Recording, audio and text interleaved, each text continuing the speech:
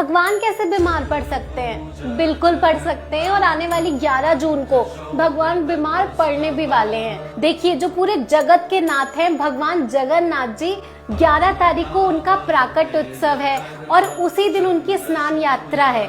और स्नान यात्रा के बाद भगवान जगन्नाथ जी 15 दिन के लिए बीमार पड़ जाते हैं और फिर वो किसी भक्तों को दर्शन नहीं देते।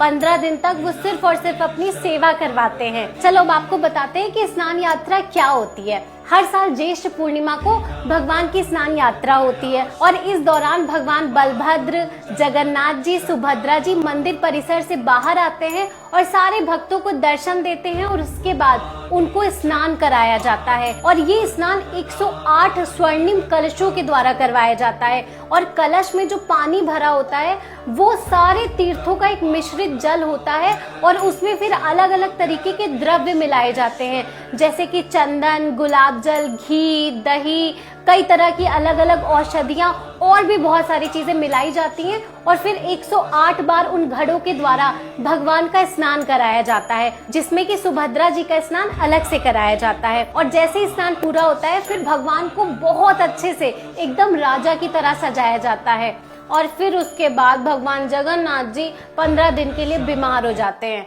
या यूं कहो कि उनको नजर लग जाती है। फिर 15 दिन के लिए वो किसी भी भक्त को दर्शन नहीं देते और 15 दिन के बाद रथ यात्रा वाले दिन भगवान बलभद्र जी, सुभद्रा जी के साथ मंदिर परिसर से बाहर आते हैं और सार्वजनिक तौर पर सारे भक्तों को दर्शन देते हैं।